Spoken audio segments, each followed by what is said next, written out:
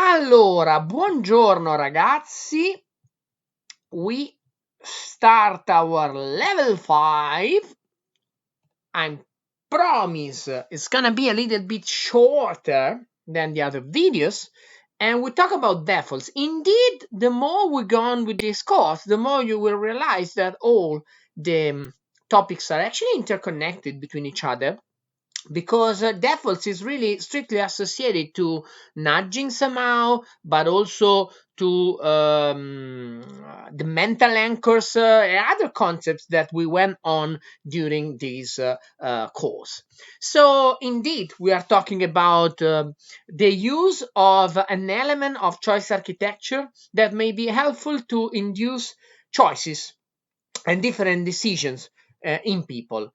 The example of the organ donation that we already went through when dealing with nudge is there, because if you want to encourage, for example, more people to enter the program of donating organs after life, using and exploiting the power of default is there, as long as you change your mechanism from an opt-in mechanism, when you basically need to activate in order to join the program of donation of organs. If you do nothing, you are outside the program, and you shift from there to the opt-out mechanism, in which basically you are automatically inserted in the program and you need to activate to do something else. And indeed, default option are that basically a predefined option that basically is activated when the person that decides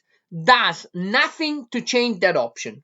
So it's the predefined option that we have. For example, when we install a software, you always see the window personalized rather than automatic installation. Automatic installation in most of the time the default option, and you need to ask yourself how many times you switch from the automatic to the personalized installation. Some people will do, but normally inertia makes people more prone to stay in the status quo.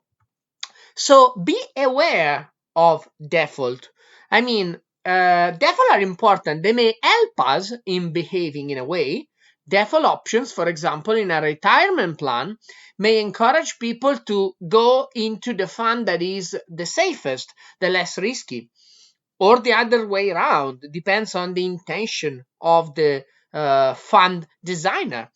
And the path of least resistor is especially likely when deviating from the default is more complex. So it's like to have a sort of energy consumption in our mind, which means that the more the situation is complex, the information situation is complex, because there are many options between which to choose, the more is likely that we stay in the default option, because that is the path of least resistance. So default option is going to be extremely powerful when there is many options available. And that is something that is perfectly known by designers that want people or consumers to do something. For example, again, the example of the complementary pension schemes, and indeed there is the issue on how to design them. What do you want your audience to do? To stay in the safest portfolio or to go for the riskier portfolio? It's really a matter of architecture of choice architecture. A very famous and a very discussed, I will get back on that later, study. And it's an old study, because the paper that I'm going to share was published in 2000 by Iyengar and Lepper in, if I don't remember, if I remember well, the Journal of Consumer and Marketing Research. And it's famous like the GEM study. And it has been conducted as an experiment in a grocery store, in a few grocery store, where basically, you know that sometimes within a grocery store there are stands, and basically that stands promote different products. And the experiment has been run in this way. So imagine that there are in different grocery stores different stands promoting the same product, which is a certain type of jam. So one stand is organized in a way that it's full of 24 it's full of jams, and there is 24 types of different jams on the stand. And in the other, actually there is much less option, which means that basically you face 6 different kinds of jams. So very easy.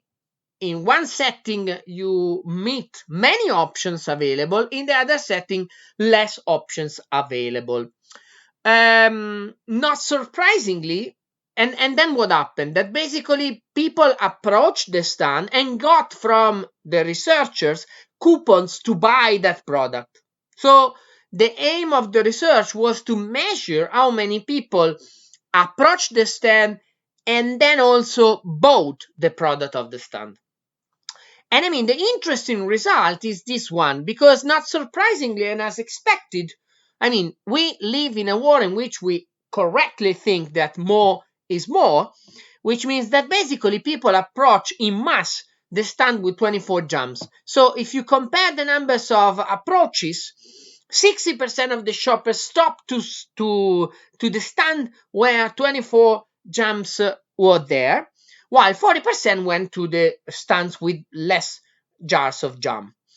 If you compare, then you could also taste the jam, and in that respect, there was no statistical significance, a statistically significant difference between the two. So both people approaching the stand with 24 jams and people approaching the stand with 6 jams tasted on average a couple of jams. But what is really important is that what really happened is that when you observe the difference in purchase behavior, so you need to ask your question, how many people did effectively buy the jar of jam after visiting the stand? Actually, 30% of people, so 1 out of 3, bought the jar of jam in the stand with 6 jam, while only 3% went for the jar of the stand with 24 jars of jams. This is very famous in literature as jam study, and is considered as an example of choice overload. What happens is that as long as there is many options available, and of course that increases your chance of choosing and increases the set of options available, at the same time it creates a sort of mental energy problem in selecting which is going to be the option you really pick up. So it's going to be called choice overload, because this is the paradox of choice, in the fact that the more you have, the better it is in terms of expectations, but the worse somehow it is in terms of final action, because you get paralyzed by too many options available, and you raise lots of doubt about what to do. So indeed, what happens, I mean, this is the interpretation in the paper of Iyengar and Lepper of 2000, it's an old paper. 24 kinds of jam, I can decide. So with so many choices, the complexity of the decision overwhelmed the desire to buy a jam. And this is one of the situations in which the default option is particularly powerful in inducing behavior of people. I mean, defaults can be more influential as long as complexity of the context increases. To give some example of this problem of choice overload, well, in Milan, I don't know if there is in any other city, there is quite a famous chain of pizzeria that is called Pizza OK, which prepares one of the most awful pizza anywhere in the world. But Pizza OK is famous for a peculiarity. So the menu is very rich. I mean, there is more than 400 tastes of pizza. And what's the point? I mean, this is autobiography. All the time I went there, actually, I ended up in ordering Quattro Stagioni, which is definitely the least thoughtful choice I can make when I order a pizza. When I'm lazy, I go for the Quattro Stagioni, which is a sort of very empirical, not very statistically significant confirmation of this problem of choice overload. But if you want to go into marketing strategies related to this choice overload option, think about ice cream shops, gelaterie. I mean, the typical gelateria is like that. So you see a plenty of tasties in front of you, and you need to pick up a choice. While Grom is closing shops all over the world, but indeed, one of the secrets of the success of Grom was that it basically maintained the design of the original artisan ice cream shops, the original gelaterie that were like this. Not so many tastes available, not many options available, 6 or 7, and you don't see even the ice cream, which is within the box. And I think this is a way of exploiting somehow the menu design in a way to induce, to have an impact on consumption and perception of consumers. I mean, if you think about star restaurant, this is exactly what happens. And I mean, as long as complexity increases, default is more influential. Typically, if you go to a star restaurant, the menu is, you go for the predefined menu, you do nothing. You reduce the number of decision points between you and the selection of food. And that is part of the experience. I mean, the experience is to be completely in the flow of eating with no care of what is going to happen. And I mean, this is really something that is associated to an element of choice architecture and behavioral design. But, and this is important, be careful. I'm gonna get back on that during the class devoted to ethics, because indeed it is an old paper, that of Iyengar and Lepper. And a couple of years ago, maybe you have read that there is an issue going on in behavioral sciences, both psychology and economics, which is the reproducibility crisis. What's the problem of experiments? That typically when you run an experiment, you get some results, and typically the most strange results get published, like in the case of the GEM study, where the result is contradicting intuition. And that is easy to publish because, of course, it's a strange result. And if it happens to be kind of a very robust experiment, that is fine for the publisher. But what happens if you don't find strange results? If the hypothesis just if the result just confirm the more good sense hypothesis? And what happens if you just reproduce the results of a paper? Indeed, the problem of reproducibility is there in experimental sciences, because in the way in which the scientific community works, there is not that much room and not that much incentive for researchers that want to reproduce results of a paper. And what's the point? That a couple of years ago, a couple of researchers made a meta-analysis. The meta-analysis is the most robust way of finding empirical evidence on something, because it collects all the results of scientific paper published on a topic, for example, this choice overload, and finds if there is consistency in that result. And for the choice overload, indeed there is not. I mean, there is some cases in which the results of choice overload is there, and some other in which nothing like that happens, which means be careful. I mean, don't throw away the results of a paper, but discuss the paper with regards to the context. And let me introduce a very important concept in behavioral science: internal validity versus external validity. An experiment may be internally valid, which means that basically within the population that is sampled and tested, that is a very robust result. But it's different from to get that result from that population to generalize to the entire population. Externally valid means that basically the results of a paper may be generalized to the entire population. Of course, it's much more difficult and much more relevant for policy issues as well. Indeed, help yourself with defaults. I'm talking about people that need to project a video game. Defaults are so important as long as you project the experience of someone that needs to do something. Always keep in mind the structure of decision points, the sequence of decisions that a person and activation that a person needs to make in order to make a decision.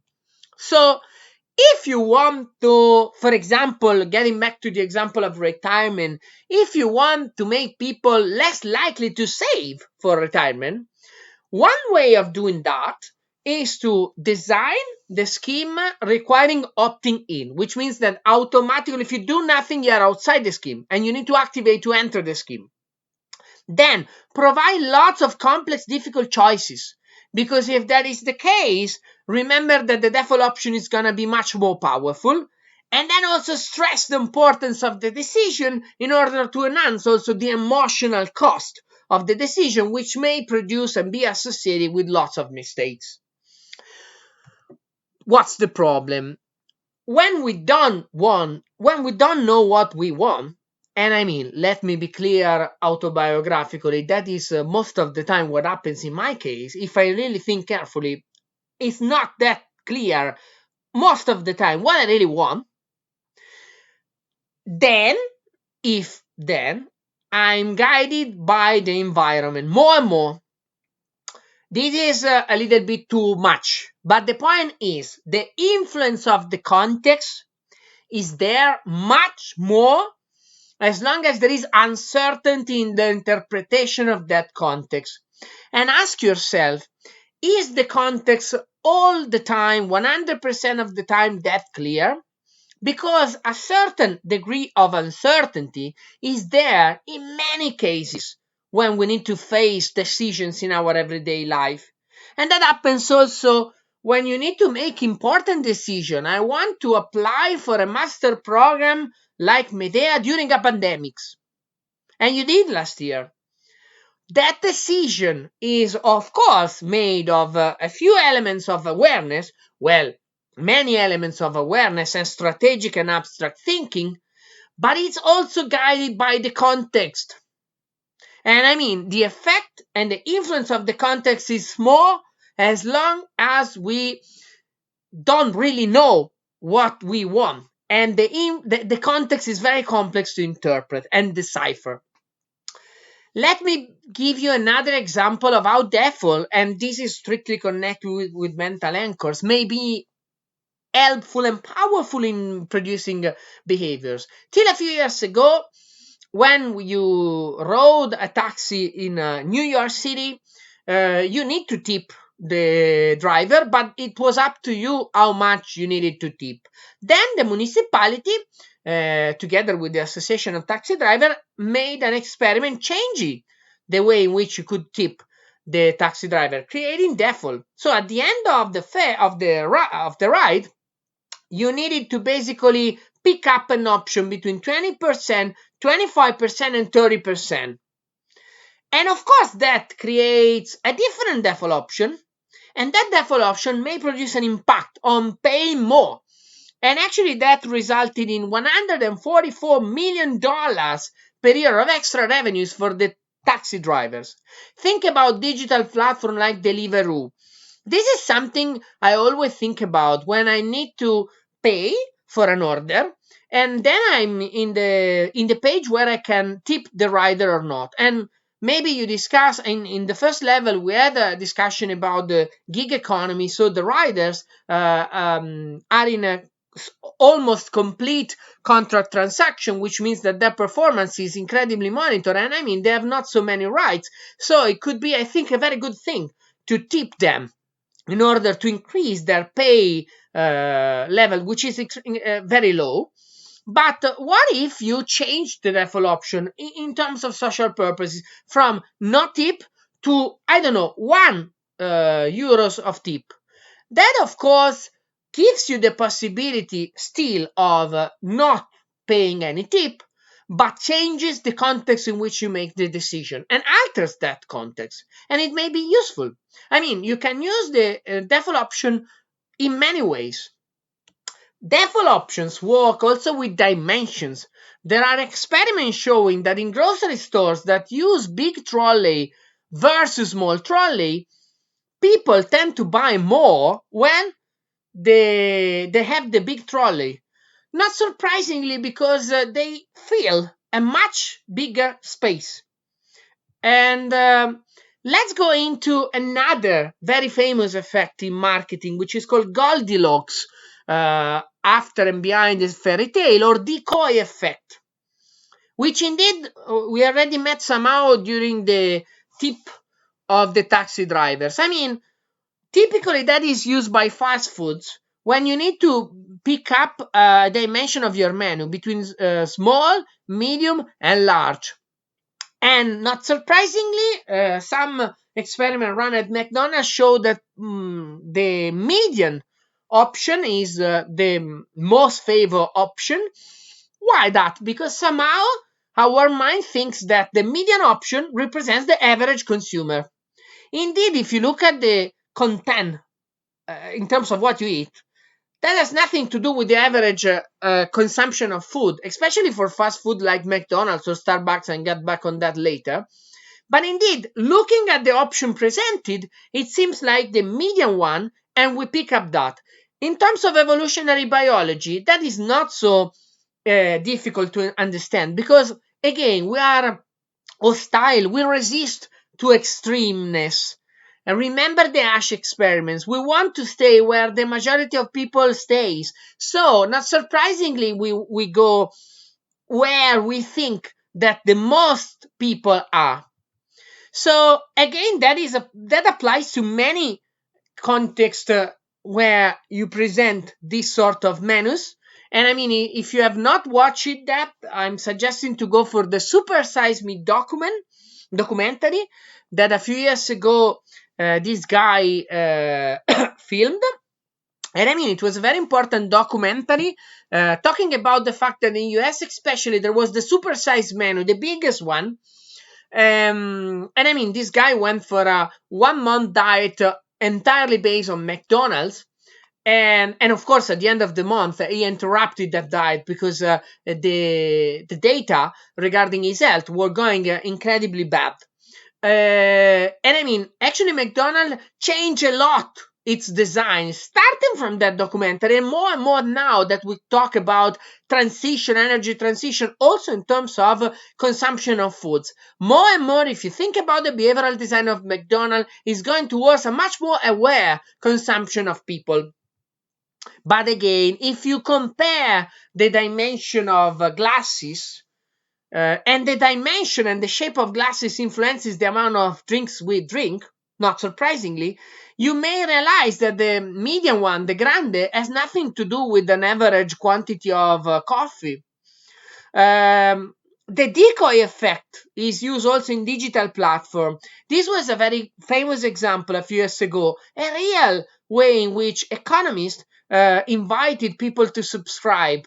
And it presented three options: the web subscription for $59 a year, the print subscription, so only the hard copy for $125, and the print and web subscription for $125. So you can actually correctly ask yourself, what's the point of having this option here as long as you have these available when you have both print and web? Well, it's exactly the fact of presenting a median option. And I mean, the print subscription doesn't have any influence apart from that of making more salient the advantage of picking up this. And I mean, this is the decoy effect.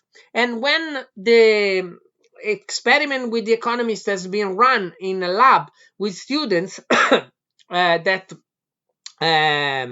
were basically presented with the possibility of eliminating one of the options, especially the useless one, not surprisingly, people inverted their preferences. So in a situation like that, where you have the three options available, students went on majority, 84%, for the print and web subscription because it was more salient. But when the researchers eliminated to a bunch of people the middle option, then what happened is that people go in a great majority, 68%, for the web subscription. So by eliminating the middle option, the result was a reverse of preference. And that applies with many dimensions and contexts. And if you go online searching for many menus offering a subscription to digital platforms, indeed the decoy effect most of the time is there. You can find many examples and share them on the Padlet if you want. And I mean, it is applied also by Apple when trying to sell a new version of the MacBook Pro, wanting to enlighten the advantage of going for one option rather than the other. So, to sum up about the importance of default, actually, it is strictly related to the complexity of choice. I mean, it is very hard for us to make evaluation in an uncertain context, and accordingly, decisions are much more influenced by the way in which the choice set is designed and presented, and the more complex is the context. So, one interesting study showed the importance of these effects outside the purchase and consumption behavior. And it was a study about physical attraction. It's very interesting because, I mean, people, I mean, are just avatar, but it was made with real picture of people. So students from a US university that wanted to hang out and date persons were presented to pictures of people, a couple of person, and you imagine that you're asked, do you want to date Jerry or Tom? And I mean, in form A, you have different pictures, one of Jerry, one of Tom, and then you have a slightly modified or bad picture of Jerry. So you have also the ugly version of Jerry, which is our decoy here. And in form B, the other way around. So you have Jerry, Tom, and a modified picture of Tom such that he appears to be ugly. So what happens in the two groups? I mean, not surprisingly, I mean, Jerry is more likely to be picked up when is in presence of the ugly Jerry version. That makes it more salient in comparison the beauty of Jerry, and the same for Tom when there is a picture of himself in the ugly version. Which means if you go out, if you want to date a person, you may try to go out with the person that resembles you and you think is uglier than you in order to increase the chances of getting success. But I mean, outside the joke, I think that the most important point we need to think about and raise a thought in our mind is this one. I mean, how does an initial decision affect future decisions in that category? And how does an initial decision driven by the context produce long-term consequences? Think about portfolio investment that are driven by the context and produce consequences in years from that decision. So the importance of the choice set is particularly relevant for this purpose. I think we are done. I maintain the promise. It was a shorter video. Next level, we meet in a few days. Ciao, ciao.